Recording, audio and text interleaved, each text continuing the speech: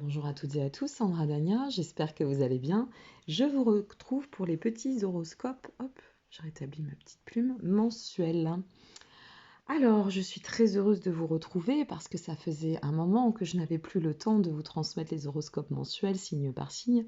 Donc, je vais reprendre cela. Je ne sais pas si je reprendrai dans une cadence bimensuelle ou mensuelle. Je verrai à partir du mois de juin. Mais cependant, pour ce qui est du mois de mai, eh bien, nous allons survoler la deuxième quinzaine de ce mois de mai et voir ce qui vous attend, cher ami poisson. Alors, je vais commencer sur le petit point plutôt dissonant pour vous concernant l'approche de Vénus. Vénus, comme vous le savez, est rétrograde dans le cosmos, hein, dans le signe du Gémeaux. Et ça peut induire pour vous une dissonance dans le sens où ça pourrait, on sait bien votre hypersensibilité, et je sais de quoi je parle, et ça pourrait vous donner l'envie de renouer avec du passé. En plus, Vénus rétrograde, ça peut faire appel au plan karmique et au retour des amours passés. Euh, Peut-être aussi sur un plan un peu nostalgique, vous voyez, mélancolique. Bon, alors s'il vous plaît, là, ce ne serait pas le moment de vous charger de problématiques complémentaires. Voilà, le passé est ce qu'il est. Une dame très sage m'a dit un jour, et je vais vous transmettre cette information, n'oublie jamais pour quelle raison tu as arrêté une situation, que ce soit sur le plan affectif, le travail, les amitiés et j'en passe. La raison pour laquelle cette situation s'est arrêtée a toujours été une raison instinctive, une raison qui vous a finalement permis de vous protéger, quelle que soit la suite du chemin emprunté. En général, c'est quand même, on va dire, à 95% du cas ou des cas. Donc, s'il vous plaît, ménagez-vous, ne tombez pas dans le spleen, on sait bien, mi-poisson, le côté cérébral, ça tourne en boucle. Donc là, si on a une personne du passé qui vient taper à votre porte, profitez-en pour remettre les choses dans leur cadre, à plat, pourquoi pas communiquer, exprimer ce que vous n'auriez peut-être pas pu faire jusqu'à présent, hein. Pourquoi pas, parce que là c'est une bonne période pour régler, mais c'est pas en fait avec le passé, en fait, si vous voulez, avec l'ancien on fait pas du nouveau là, pas en ce moment. Voilà, moi c'est le conseil que je vous donne. Après vous faites ce que vous voulez, c'est au cas par cas, ça reste un horoscope général, mais vraiment méfiance, soyez très vigilants, très très vigilants.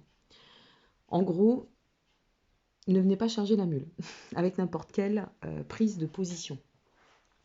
Voilà, mis à part petit, cette petite dissonance, ce petit bémol, on sent que vous êtes en train de vous recentrer et malgré une fluctuation au niveau des énergies, euh, parce que il est vrai que vous êtes passé sur cette première quinzaine du mois de mai, ça n'a pas été simple pour vous, amis poissons.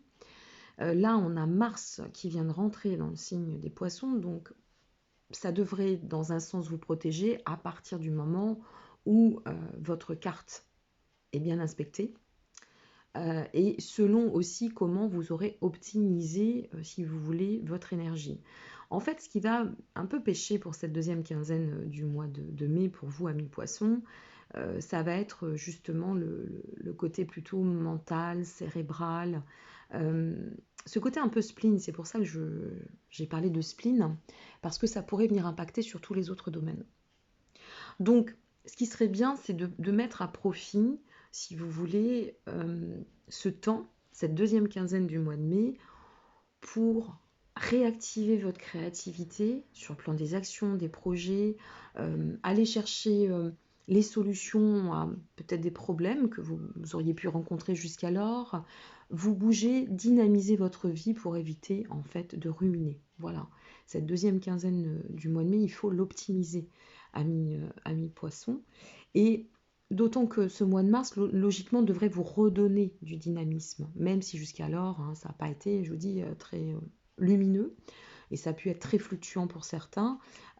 Ça, vraiment, Mars en poisson, ça peut vous donner du peps, mais très fortement, donc profitez-en là. Mars est en poisson, donc profitez-en.